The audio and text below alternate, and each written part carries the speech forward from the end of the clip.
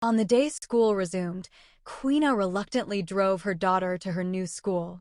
It was a prestigious institution called St. Catherine's Boarding School for Girls. As she approached the towering gates, an uneasy feeling washed over her, urging her to turn back. But she ignored it and drove on. Once upon a time, in the bustling town of Mbale, there lived a woman named Queena. She was known for her kindness and gentle spirit, and the community held her in high regard. She was married to a pastor named Ezra, a man celebrated for his compassion and dedication to his flock.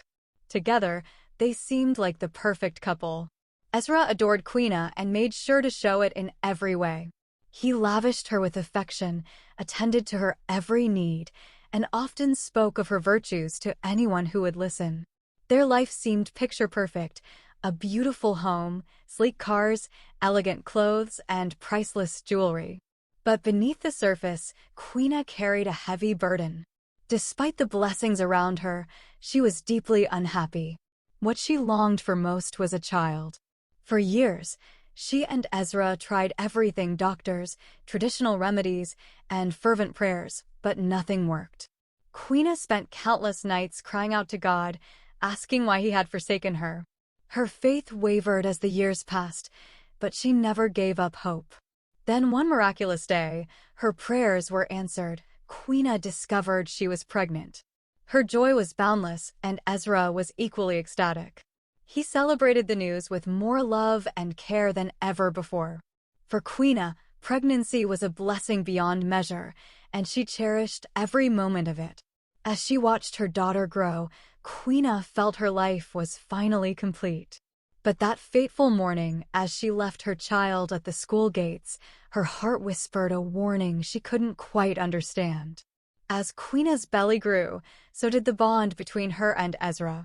They spent their evenings talking to the baby, imagining what their child would look like, and preparing their home for its arrival. Their joy was contagious, and the entire town of Mbale joined in their celebration, offering warm congratulations and heartfelt support. Queena felt like she was carrying a miracle, a precious gift from God. When the time finally came, she gave birth to a beautiful, healthy baby girl, whom they named Lyra. From the moment Lyra arrived, she became the center of Queena and Ezra's world. They showered her with love and devotion, vowing to give her the happiest life imaginable. Queena made it her mission to ensure Lyra had everything she needed to thrive. Their home, once quiet and orderly, now rang with the sounds of laughter and joy as Lyra grew. Queena embraced motherhood wholeheartedly, just as she had cherished every moment of her pregnancy.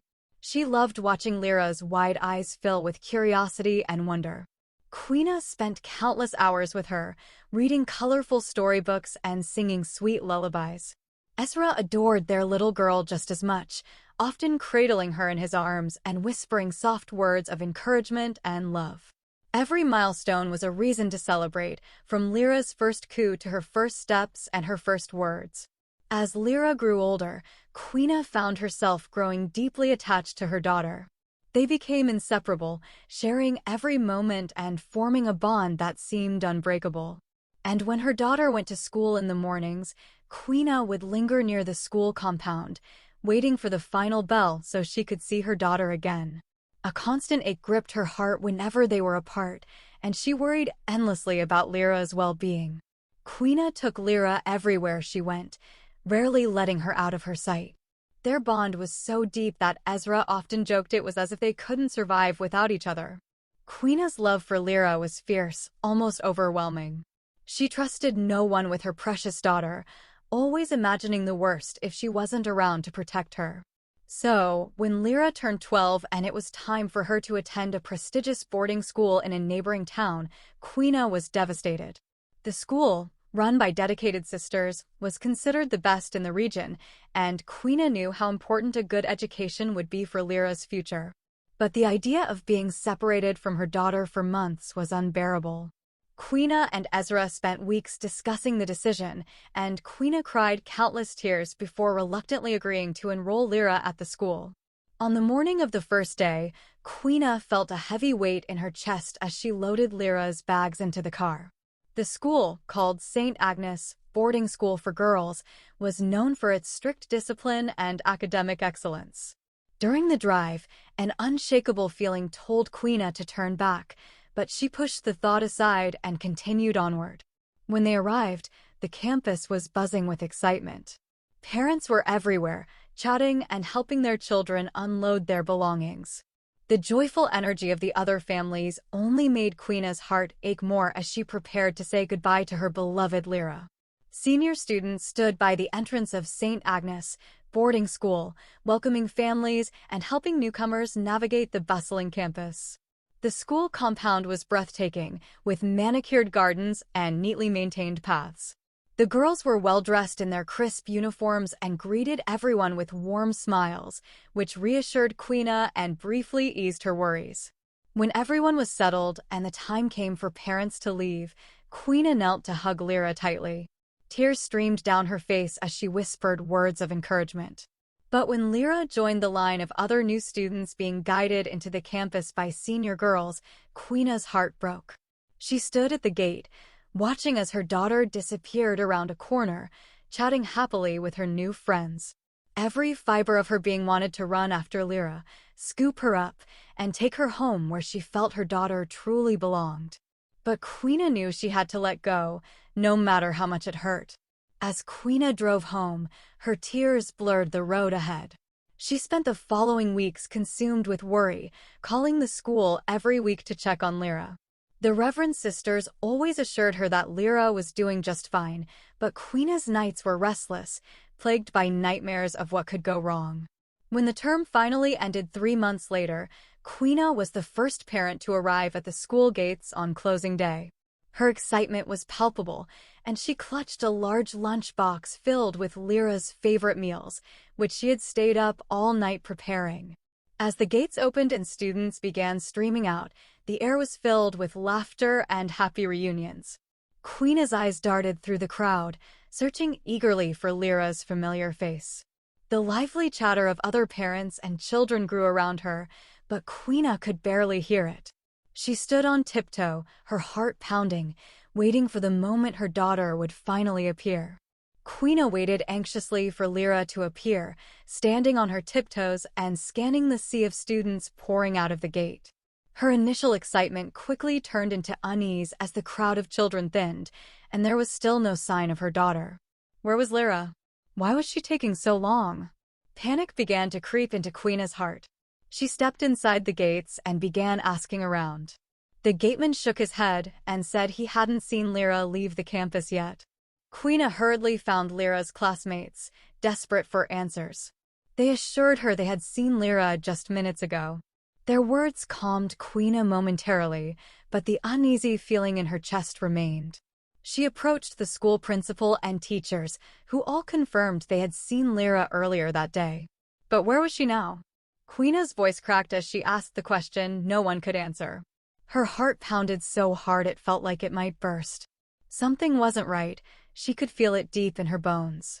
Frantically, Queena began running around the campus, searching every corner, calling Lyra's name. The school staff quickly joined the search, combing through dormitories, classrooms, and the sprawling grounds. Despite their best efforts, there was no sign of Lyra. Queena's worst fears were becoming a reality.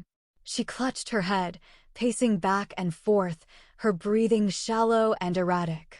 Tears streamed down her face as she whispered over and over, "Where is my daughter?" People spoke to Queena, trying to calm her, but their words were just a blur. She couldn't hear them over the panic roaring in her mind. This couldn't be happening. This couldn't be real. Queena closed her eyes tightly, praying that when she opened them, Lyra would be standing there, smiling at her. But when her eyes opened, the nightmare remained. Lyra was still missing. The sky began to darken, and the school principal gently suggested they should go home and continue the search in the morning. That was the moment Queena snapped. She turned on the principal, screaming at her in anguish. How could she suggest leaving? What if Lyra needed her? This was the school's fault. Her daughter was missing because of their negligence. Queena's voice shook with fury as she promised to hold everyone accountable if her daughter wasn't found soon. Refusing to leave, Queena spent the entire night at the school.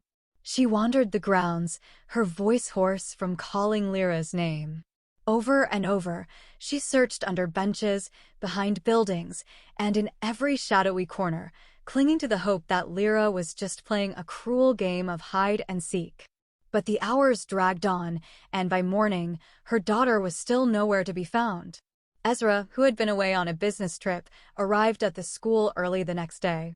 His face fell when he saw Queena, a hollow shell of the vibrant woman he knew. She tried to speak, to explain what had happened, but the words wouldn't come. She tried to cry, but there were no more tears left to shed. Without her daughter, Queena felt like a deflated balloon, empty and lifeless. Every moment without Lyra was a knife to her soul. She sank into a chair, staring blankly ahead, thinking that another minute without her daughter might just end her. Queena followed Ezra home reluctantly, her heart heavy with despair.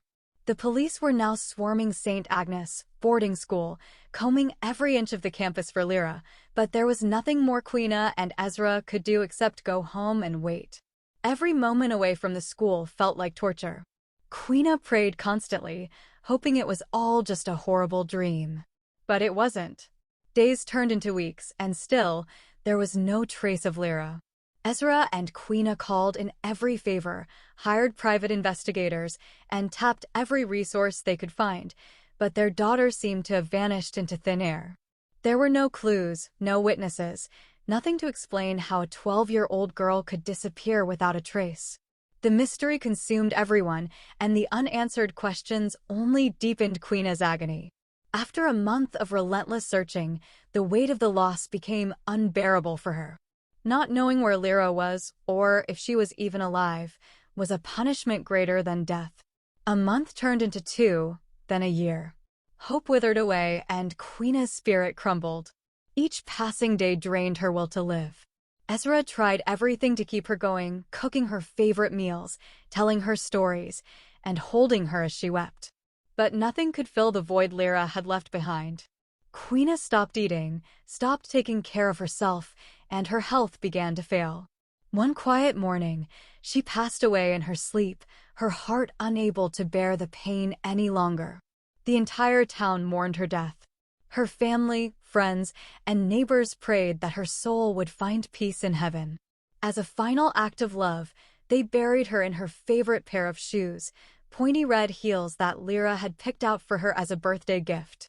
But Queena's soul did not ascend to heaven as they had hoped, nor did it descend to hell.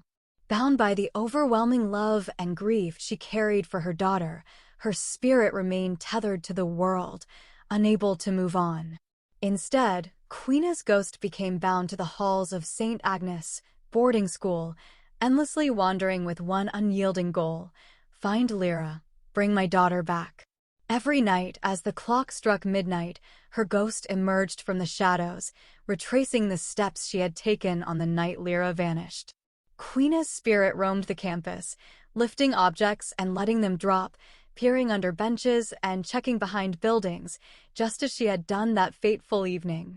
When her search yielded nothing, she would drift into the girls' dormitories. One by one, she stopped by each bed, leaning close to the sleeping students, gently touching their faces, whispering her daughter's name. She lingered the longest in Lyra's old dormitory, her spectral presence hovering over the bed where her daughter once slept. She would sigh in despair when the girl sleeping there did not respond, then vanish into the night, only to return the next day. The students of St. Agnes knew none of Queena's tragic story. They had no idea who the ghost was or why it haunted their school. To them, it was simply ***crush crush, ***, named for the eerie sound of its footsteps, pointy red heels clicking rhythmically on the dormitory floor. No one ever saw Queena's ghostly figure, only the blood-red high heels gliding through the darkness, detached from any visible feet.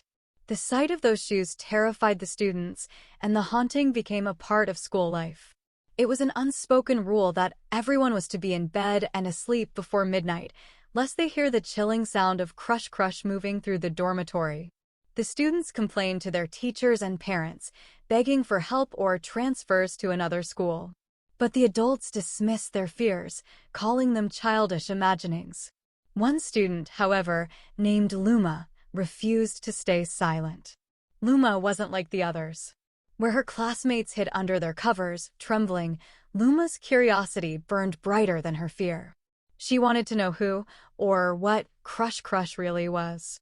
Take note of this girl, Luma, because she is the key to uncovering what happened to Lyra, the missing girl.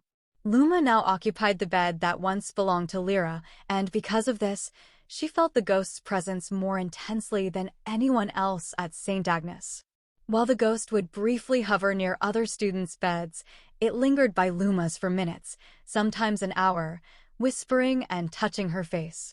The ghost's presence was suffocating, keeping Luma awake at night and filling her with dread. Desperate for peace, Luma resolved to take matters into her own hands. She confided in her two closest friends, Aya and Tila, and together they decided to confront the ghost.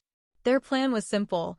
They would wait for midnight, talk to the ghost, and find out what it wanted. Perhaps, by understanding its purpose, they could find a way to appease it and finally end the haunting. On a chilly, moonlit night, the three girls stayed awake while the rest of the dormitory slept. They huddled together on Luma's bed, their whispered reassurances betraying the fear in their voices. None of them had any experience with ghosts, but they were determined to try. Or so Aya and Tila thought. In truth, Luma knew more about spirits than she let on. She had a secret she'd never shared with anyone. Her father was a Catholic priest and an exorcist.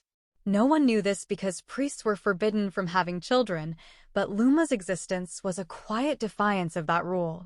Surprisingly, Luma had a strong bond with her father.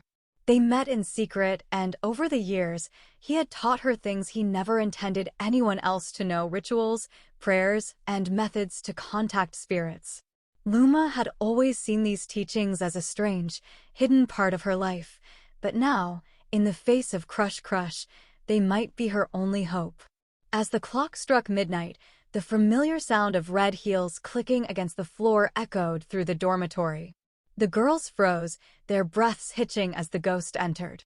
Luma steadied herself, whispering a silent prayer her father had taught her. The red shoes glided closer, stopping at the edge of Luma's bed. Summoning her courage, Luma sat up and spoke into the darkness. "What do you want?" she asked, her voice steady despite the fear bubbling inside her. "Why are you here?" For the first time, the ghost responded.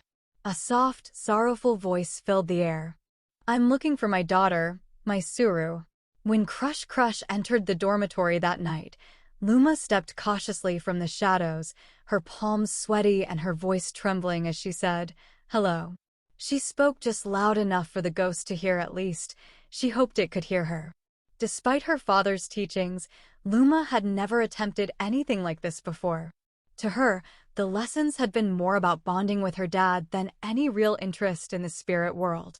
But now, standing face to face with the unknown, she realized how unprepared she was. Her heart leaped into her throat when the ghost's blood-red high heels suddenly stopped.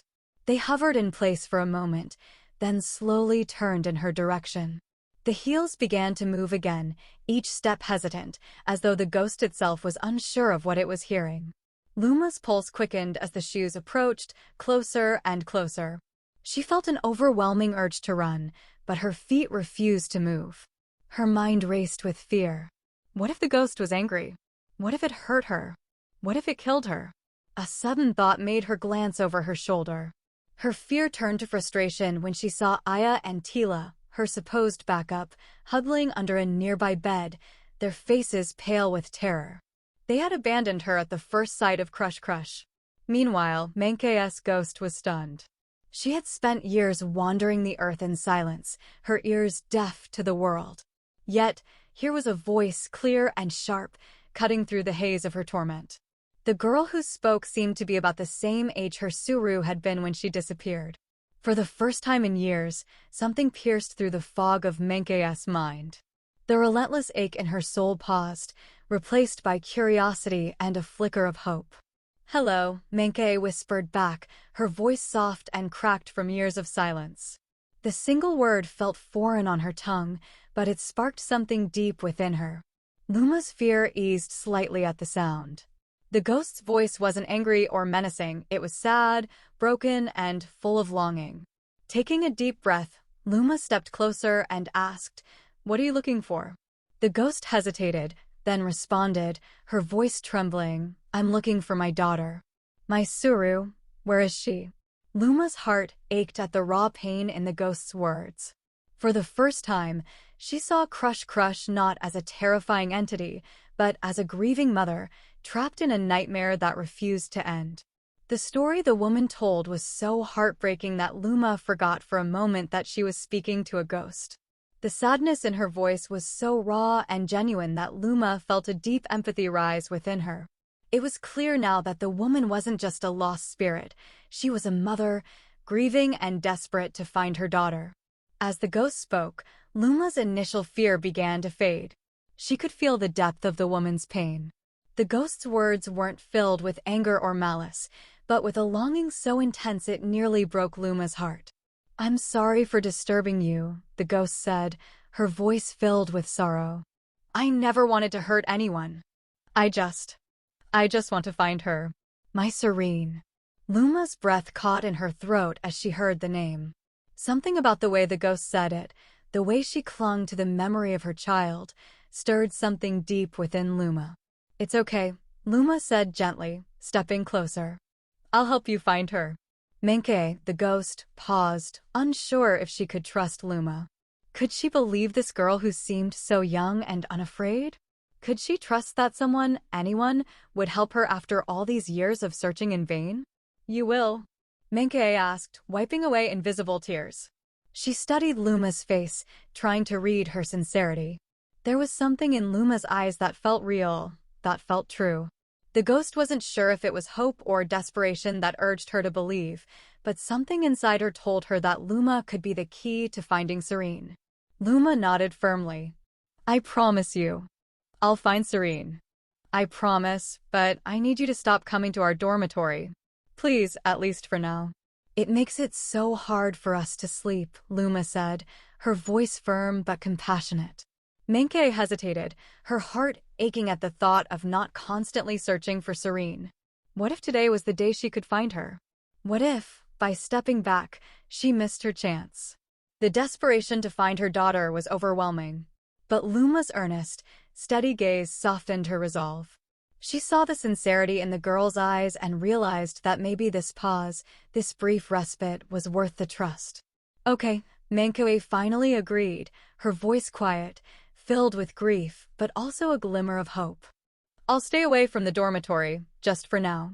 With that, they made a deal. Luma had 2 weeks to search for Serene, and Menke would respect the request and stay away from the dormitory. They shook hands, a gesture that felt weighty, as if they were embarking on something that could change everything. As Menke slowly disappeared into the darkness, Luma stood in the doorway, her mind racing. What had she just gotten herself into? She had no idea where Serene was, whether she was even alive, or how to begin this search. And yet, she had only 2 weeks to find answers. What did I just promise? She thought, her heart pounding. The weight of her decision began to settle on her shoulders, and she questioned her every move. As Luma's thoughts spiraled, the camera cut to a bright screen that read, "Thanks for watching. Please like, subscribe, and comment." Stay tuned for part 2 as Luma and her friends embark on a mission to uncover the truth behind Serene's disappearance. The voiceover continued. The moral lesson of the story is simple. Always listen to your instincts. If your heart tells you not to do something or go somewhere, don't ignore it. If only Menke had trusted her heart that day, maybe she would still have her daughter, and she might still be alive today. The story also teaches us that there are 2 sides to every story. Even if someone seems like a bad person on the outside, don't judge them too quickly. Take the time to understand their pain and struggles. Luma didn't run from the ghost because of fear. Instead, she listened, and she discovered a woman in deep pain, desperately searching for her daughter, just like any mother would. Stay tuned for more.